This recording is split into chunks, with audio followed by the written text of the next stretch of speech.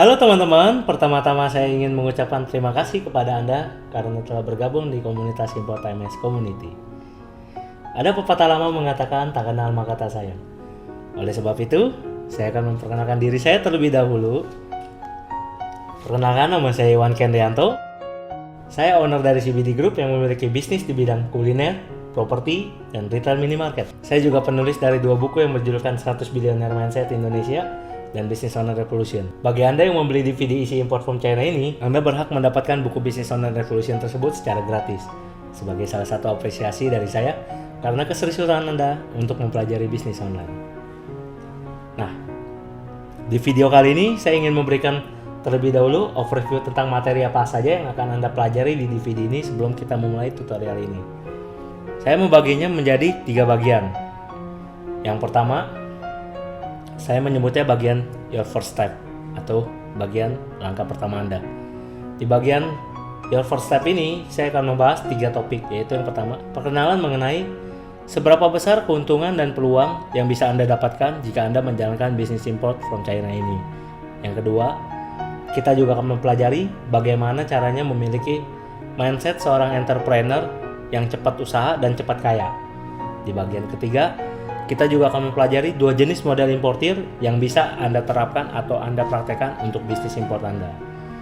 Pada bagian kedua atau second step, kita akan membahas 5 buah topik. Yang pertama adalah vendor list. Di vendor list ini kita akan mempelajari dari mana Anda bisa mengimport barang dari China secara online.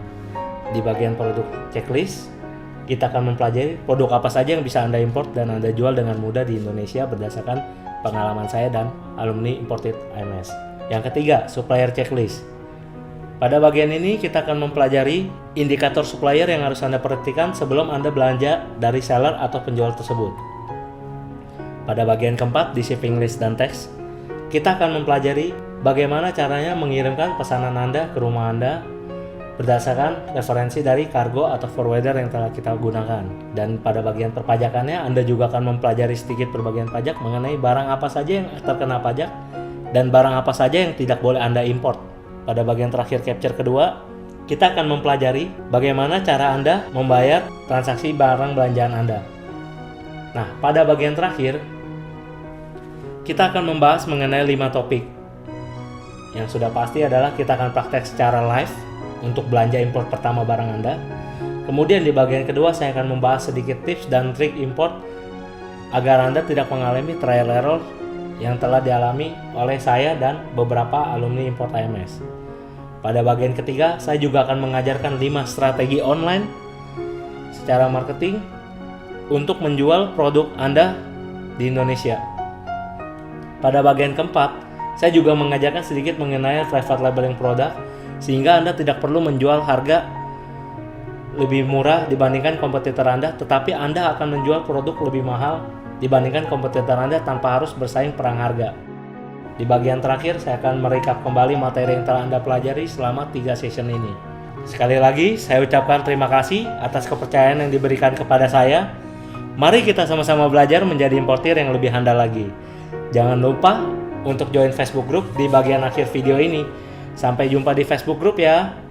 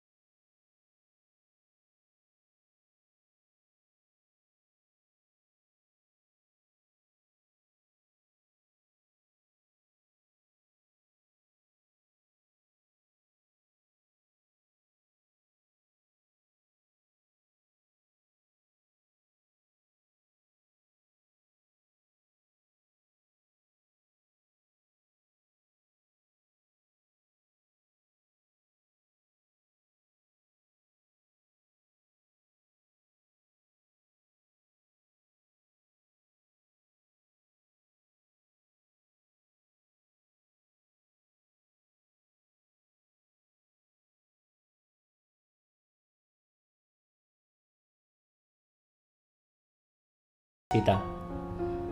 Dia membeli produk ini dengan harga yang sama dengan saya ketika order, kemudian dia menjualnya dengan harga 145.000 kepada temannya. Dan saya pribadi tadi juga menjual 150.000.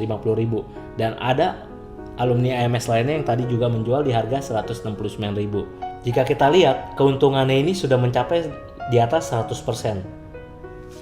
Nah, gimana teman-teman? Sudah cukup menarik dan menambah wawasan baru bukan? Tentu studi kasus di atas bukanlah produk yang akan Anda jual nantinya. Kedua contoh di atas hanyalah sebagian kecil dari jutaan produk yang bisa Anda import dan jual nantinya. Apakah Anda sudah siap untuk jadi importir dari China sekarang? Hai teman-teman, di video kali ini kita akan mempelajari sikap dan mindset entrepreneur yang harus dimiliki sebelum memulai bisnis import dari China ini. Materi ini merupakan materi yang saya dapatkan dan pelajari ketika mengikuti e-camp dan training for mentor dari Mas Jaya Setiabudi. Semoga dengan adanya dan terbentuknya mental serta mindset pengusaha ini, teman-teman lebih siap lagi untuk menjadi importir dari China. Sebelum melanjutkan materi ini, saya akan memutarkan sebuah video untuk teman-teman terlebih dahulu, agar kita mendapatkan pemahaman yang sama terlebih dahulu. Apa yang Anda rasakan setelah menonton video ini?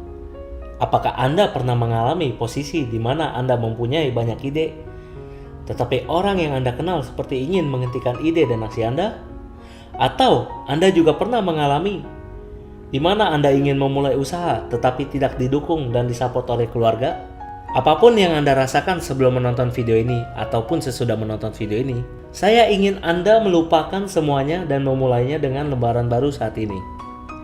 Menurut Mas Jay, ada 5 elemen terpenting di dalam entrepreneurship, yaitu yang pertama, courage responsibility atau keberanian dengan tanggung jawab.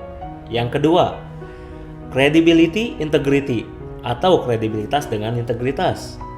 Yang ketiga, connectivity sincerity atau konektivitas dengan ketulusan. Yang keempat, creativity morality atau kreativitas dengan etika. Dan yang terakhir, konsistensi strategi atau strategi yang konsisten. Oke, mari kita perjelas satu persatu dari 5 elemen tersebut. Elemen yang pertama, yaitu courage responsibility, keberanian dengan tanggung jawab.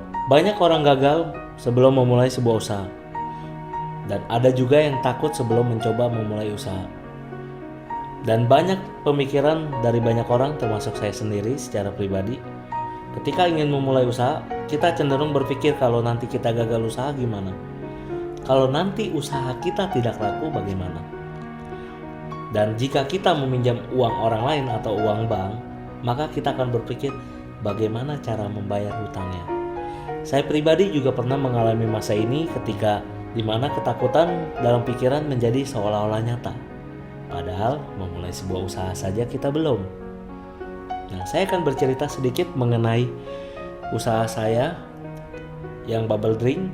Ketika di tahun 2013 saya mengalami frasa dengan pikiran negatif, tetapi saya langsung action saja.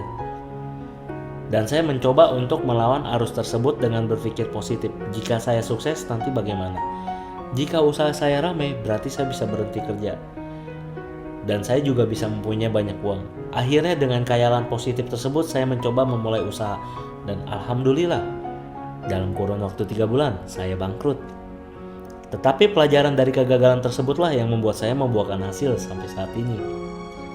Sebelum memasuki bisnis kuliner, saya pernah memulai bisnis online di bidang kosmetik, join MLM Oriflame, kemudian bergerak di bidang fashion dengan menjual sexy dress, Korean dress, dan lingerie yang pada saat itu saya import langsung dari China. Dan sebagian dari produk tersebut juga merupakan produk yang saya ambil dari teman saya sebagai supplier saya saat waktu itu. Nah, saya selalu ingat kata-kata dari Robert Kiyosaki, kegagalan adalah sebuah proses kesuksesan. Oleh karena itu, habiskanlah kegagalan Anda supaya Anda bisa cepat sukses. Kalahkan kekuatan rasa ketakutan Anda itu dengan sebuah langkah kecil. Tanpa alasan, tanpa tapi, tanpa nanti. Cukup action saja. Setelah action, Anda tes dan ukur, perbaiki, dan action lagi. Tanya aja kan gak bayar. Nah, ini sebuah statement yang biasanya sering digunakan oleh sebuah MLM maupun seminar-seminar yang pernah saya ikuti. Mereka selalu bilang, tanya aja nggak bayar, coba aja dulu kan nggak bayar. Sampai kita jalanin dulu, baru kita berpikir bagaimana cara bayarnya. Nah, kita orang Asia, terutama orang Indonesia, punya budaya yang nggak enakan atau sungkan. Takut mau tanya, karena sungkan, nanti bisa tersinggung. Dan pemikiran negatif lainnya, padahal kita hanya bertanya, belum berhutang ataupun belum meminjam. Coba perhatikan setiap kali kita ke toko ataupun ke pameran, di mana semua SPG maupun SPB-nya selalu memberitahu kepada kita bahwa silakan Bapak Ibu masuk dulu dan lihat-lihat dulu. Nah, pada poin ini kita sebenarnya sudah ditawari, tetapi kita biasanya minder duluan. Ini salah satu mindset yang biasa kita tanamkan di dalam benak kita karena kita merasa tidak layak.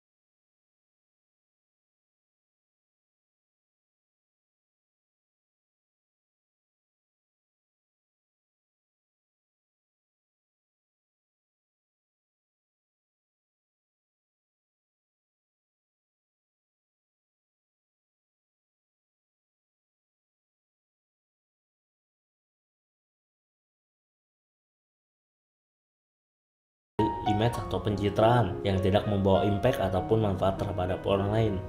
Karena ketika orang lain merasakan manfaatnya, mereka akan terus berbicara kepada orang lain mengenai siapa diri Anda dan apa bisnis Anda. Ingatkan satu kalimat dari sahabat saya, DWK Prayoga, usahakan untuk membangun impact dengan sharing-sharing dahulu, kemudian sharing-sharing kemudian. Jika Anda tidak pernah sharing-sharing dahulu, maka jangan coba-coba untuk sharing-sharing kemudian, karena Anda akan dipandang sebelah mata oleh calon customer Anda. Mari kita bahas elemen ketiga dalam mindset entrepreneur, yaitu connectivity sincerity atau konektivitas dengan ketulusan. Tidak bisa dipungkiri bahwa yang bisa membantu saya di dalam perjalanan bisnis saya berkembang sampai hari ini karena coaching saya serta bantuan dari teman-teman saya dan juga tentunya referensi atau referral dari customer saya. Cara yang saya lakukan adalah memperbanyak silaturahmi dengan menyapa customer dan supplier saya karena mereka adalah investor saya dan mereka jugalah yang nantinya akan memberikan modal usaha dan penghasilan terhadap bisnis Anda ke depannya. Hubungan kekeluargaan yang terbina akan berdampak pada bisnis Anda. Yang biasa saya lakukan adalah just give without expect to take. Kami hanya mencoba untuk memberikan sesuatu yang lebih kepada customer kami. Nah, di IMS Community pun kami berusaha untuk terus memberikan dan membantu teman-teman member untuk meroketkan bisnisnya. Selain itu, kami juga memaksa mereka untuk memulai sebuah bisnis baru. Kenapa kami melakukan hal tersebut di IMS Community? Karena kami yakin, jika kami dapat membantu mereka, maka Tuhan dan alam semesta pun akan mengembalikannya berkali-kali lipat untuk bisnis kami bertiga. Seperti yang tertera dalam hukum Law of Attraction atau hukum sebab akibat. Elemen keempat dalam mindset entrepreneur, yaitu creativity morality, kreativitas dengan etika. Seorang entrepreneur harus terus mengupgrade dirinya dan terus belajar, sehingga Anda siap menghadapi perubahan dalam bisnis dan kehidupan. Saat ini, internet dan dunia digital sedang berkembang pesat. Saran saya, Anda mulai mempelajarinya. Jangan jadi dinosaurus, karena Anda akan tertinggal oleh pesaing atau kompetitor Anda. Tidak bisa dipungkiri, dengan adanya internet membuka peluang bisnis menjadi sangat mudah.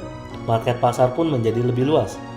Kelemahannya adalah persaingan dan kompetitor Anda juga akan bertambah. Mulailah terbiasa dengan internet atau Anda akan binasa dan tertinggal seperti dinosaurus.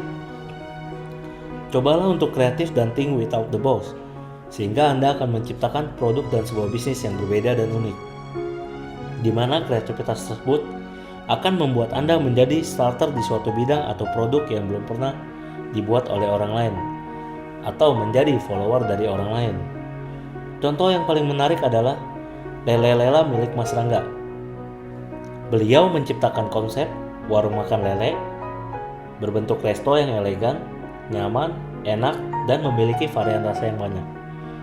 Sedangkan warung lele yang seperti kita ketahui berada di pinggiran jalan, digoreng dengan tepung atau enggak digoreng cabai. Tidak ada menu lain dari lele goreng tersebut. Tapi milik Mas Rangga, dia memikirkan dan membuat sebuah menu lele dengan varian rasa yang berbeda. Contohnya, lele saus padang, lele filet goreng tepung, lele filet lada hitam, dan lele cabai hijau. Sehingga membuat restoran Lele Lela menjadi salah satu restoran pecel lele yang lebih berkembang dan modern dibandingkan pecel lele emperan jalanan. Pastikan Anda juga menemukan suatu bisnis ataupun produk yang berbeda dan unik dibandingkan kompetitor atau pesaing Anda ataupun bisnis yang telah ada. Elemen kelima dalam mindset entrepreneur, yaitu konsistensi strategi atau strategi yang konsisten.